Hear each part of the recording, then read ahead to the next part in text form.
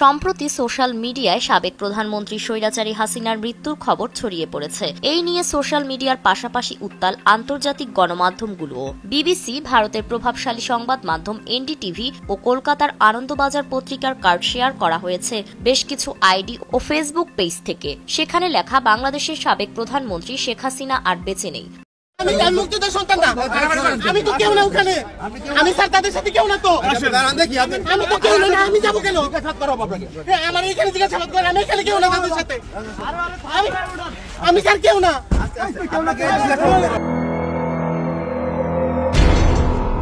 ঈদের আমেজ শুরু হয়ে গেছে। ইতিমধ্যে ঢাকা ছাড়তে শুরু করেছেন নগরবাসী। আগামীকাল বা পরশু ফাঁকা হয়ে যাবে পুরো ঢাকা। এবার 11 দিন ছুটির ফাঁদে পড়েছে দেশ। এ অবস্থায় নাশকতার আশঙ্কা করছেন সংশ্লিষ্টরা। বিতাড়িত আওয়ামী লীগের টার্গেট হতে পারে কেপিআইভুক্ত সরকারি স্থাপনা। তারা ফাঁকা ঢাকায় দলীয় নেতাকর্মী ও ভাড়াটের লোকদের জড়ো করে রাজপথ দখলে নেয়ার পায়তারা চালাচ্ছে। শেখ হাসিনা মারা গেছেন। ভারতের কলকাতায় স্বৈরাচারী শেখ হাসিনা মারা গেছেন। এই খবরটি কতটুকু সত্য নাকি গুজব, আজকের এই ভিডিওটি দেখলে বুঝতে পারবেন। এই ভারতের মিডিয়াগুলা কিভাবে শেখ হাসিনার মারা যাওয়ার বিষয়টি প্রচার করছে, আজকের এই ভিডিওটি না দেখলে বুঝতেই পারবেন না। আজকের এই ভিডিওতে খুবই চাঞ্চল্যকর তথ্য রয়েছে। এদিকে বাংলাদেশকে ধ্বংস করার জন্য সেই ভারতে বসে আওয়ামী লীগের কিছু কুলাঙ্গার নেতারা মিটিং করছে, প্ল্যান করছে কিভাবে ঈদের ছুটিতে বাংলাদেশকে ধ্বংস করা যায়। সুপ্রিয় দর্শক, আজকের এই ভিডিওটি খুবই গুরুত্বপূর্ণ। এদিকে বাংলাদেশের স্মৃতিসৌধে জয় বাংলা স্লোগান দিতে গিয়ে ইতিমধ্যেই 3 জন গ্রেপ্তার হয়েছেন। এবার জয় বাংলা থেকে জয় ভাঙ্গা হয়ে গেছে। দর্শক, সবকিছু মিলিয়ে আজকের এই ভিডিওটি খুবই গুরুত্বপূর্ণ। কোন জেলা থেকে আজকে আমাদের এই ভিডিওটি দেখছেন অবশ্যই কমেন্টসের মাধ্যমে জানিয়ে দিন। দয়া করে আজকের এই ভিডিওটি আপনার সোশ্যাল মিডিয়াতে শেয়ার করে দিন। চ্যানেলে যদি নতুন হয়ে থাকেন, প্রতিনিয়ত আপডেট নিউজগুলা সবার আগে পেতে আমাদের এই চ্যানেলটি সাবস্ক্রাইব করে রাখুন ও একটি লাইক দিয়ে দেখতে থাকুন সম্পূর্ণ ভিডিওটি।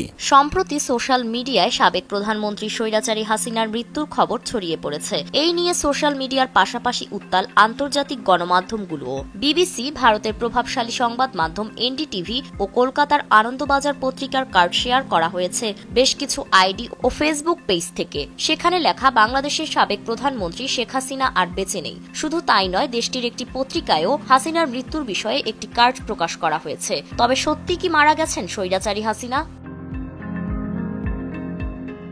5ই আগস্ট পদত্যাগ করে দিল্লিতে পালিয়ে যান হাসিনা। তবে সেখানে থেকেও হাসিনা দেশকে অস্থিতিশীল করার কার্যক্রম প্রতিনিয়ত চালিয়ে গিয়ে হাসিনার কথিত সন্ত্রাসী গোষ্ঠী খ্যাত ছাত্রলীগকে যখন অন্তর্বর্তী সরকার নিষিদ্ধ করে দেয়, তখন হাসিনা দেশকে অস্থিতিশীল করতে গুজবের আশ্রয় নিতে শুরু করেন। তবে এইবার মিথ্যা প্রোপাগান্ডা ছড়ানো গণহত্যাকারী হাসিনা নিজেই হলেন গুজবের শিকার।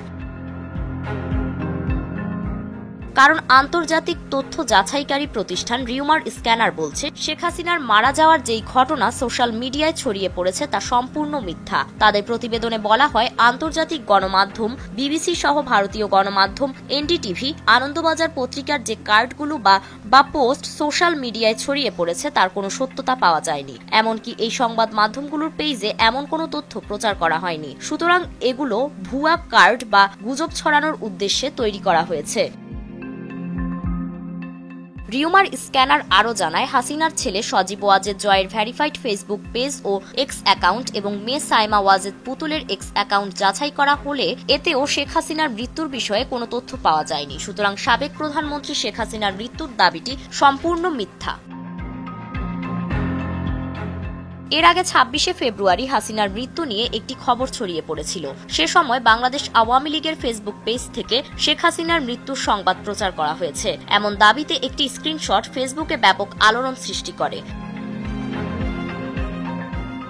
স্ক্রিনশটটিতে দেখা যায় বাংলাদেশ আওয়ামী লীগের পেজ থেকে শেখ হাসিনার ছবি ব্যবহার করে লেখা হয়েছে, শোক সংবাদ, দুঃখের সঙ্গে জানাচ্ছি আমাদের প্রিয় নেত্রী মাননীয় প্রধানমন্ত্রী শেখ হাসিনা, যিনি স্বৈরাচার পরবর্তী বাংলাদেশের উন্নয়নে অমূল্য অবদান রেখেছেন, তিনি আর আমাদের মাঝে নেই।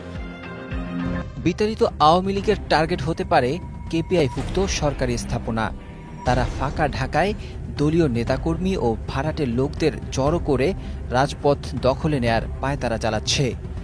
এ নিয়ে আওয়ামী লীগের পলাতক নেতারা ভারতে ও দেশে গোপন স্থানে দফায় দফায় বৈঠকও করেছেন। আওয়ামী লীগের গুজব সেল সিআরআই ঢাকায় টাকা বিলি করছে। আওয়ামী লীগের কয়েকজন নেতা ও গোয়েন্দা সূত্র জানায়, নাশকতার উদ্দেশ্যে আওয়ামী লীগের নেতাকর্মীদের কাছে থাকা হাজার হাজার বৈধ অবৈধ আগ্নেয়াস্ত্র প্রস্তুত রাখছেন। এছাড়া তাদের আরেকটি অপকৌশল হচ্ছে চলতি সপ্তাহের শুরু থেকে সামাজিক যোগাযোগ মাধ্যম সহ বিভিন্ন মাধ্যমে গুজব ছড়িয়ে ভীতি ও উত্তেজনার পরিবেশ সৃষ্টি করা। স্বৈরাচার শেখ হাসিনা ভারতে পালিয়ে গেলেও সেখান থেকে টেলিফোন ও সামাজিক যোগাযোগ মাধ্যম ব্যবহার করে আওয়ামী লীগের নেতাকর্মীদের নানা নির্দেশনা দিয়ে যাচ্ছেন। ডক্টর ইউনূস সরকারের বিরুদ্ধে নানা হুমকির অডিও রেকর্ড প্রতিনিয়ত ভাইরাল হচ্ছে। সূত্রমতে গত রোববার কলকাতার রাজারহাট নিউটাউন প্লাজায় ইফতারের পার্টির আয়োজন করে ফেনীর সাবেক এমপি পলাতক আওয়ামী লীগ নেতা আলাউদ্দিন আহমেদ চৌধুরী নাসিম। সেখানে পতিত স্বৈরাচার আওয়ামী আমলের সাবেক মন্ত্রী, প্রতিমন্ত্রী ও এমপি সহ শতাধিক নেতাকর্মী হাজির হন। এদের মধ্যে সাবেক স্বরাষ্ট্রমন্ত্রী আসাদুজ্জামান খান কামাল, শেখ রেহানার ছেলে রেদওয়ান মুজিব সিদ্দিক ববি, বাহাউদ্দিন নাসিম ও গাজীপুরের সাবেক মেয়র জাহাঙ্গীর আলম সহ আরও অনেকেই উপস্থিত ছিলেন। ইফতার শেষে তারা গোপন বৈঠক করেন। সূত্রমতে কলকাতা ও পশ্চিমবঙ্গে থাকা আওয়ামী লীগের নেতারা গত কিছুদিন ধরেই দফায় দফায় বৈঠক করছেন। ওইসব বৈঠকে ঢাকা থেকে কেউ কেউ ভার্চুয়ালি যোগ দেন। তাদের মূল টার্গেট বাংলাদেশের বর্তমান সরকার ও সেনাবাহিনীকে প্রশ্নবিদ্ধ এবং বিতর্কিত করার পাশাপাশি ঢাকার রাজপথ দখলে নেয়া। এক্ষেত্রে ঈদের ছুটিতে ফাঁকা ঢাকায় সুযোগ নিয়ে নাশকতা করার পায়তারা চালাচ্ছে। এটি সফল করতে দেশে পলাতক থাকা কিছু নেতাকেও দায়িত্ব দেয়া হয়েছে। তাদের মূল দায়িত্ব নেতাকর্মী ছাড়াও ভাড়া করে হাজার হাজার লোক জড়ো করা ও আগ্নেয়াস্ত্রর মজুত বাড়ানো।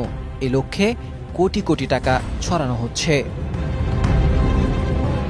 এর আগে ফাঁস হওয়া এক হোয়াটসঅ্যাপ কনভারসেশনে আওয়ামী লীগ নেতা গাজীপুর সিটি কর্পোরেশনের সাবেক মেয়র জাহাঙ্গীর আলমকে বলতে শোনা যায় যে ঢাকায় দিনের বেলা আওয়ামী লীগের লোকজন থাকতে পারবে না, সেই ঢাকায় রাতের বেলা মানুষকে শান্তিতে থাকতে দেয়া হবে না। এই কনভারসেশনের পরপরই কিছুদিনের মধ্যে চারদিকে চুরি, ছিনতাই, ডাকাতি বেড়ে যেতে দেখা যায়।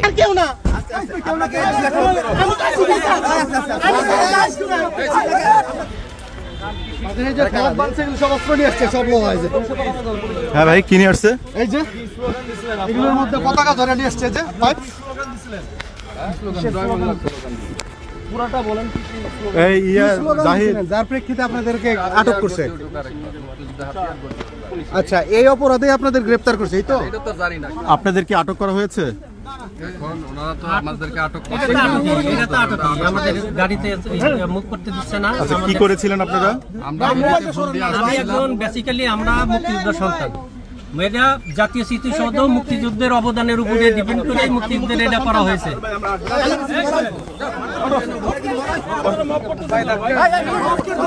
দয়া করে আজকের এই ভিডিওটি আপনার সোশ্যাল মিডিয়াতে শেয়ার করে দিন।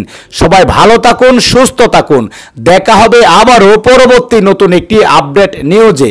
আল্লাহ হাফেজ। বাংলাদেশ জিন্দাবাদ।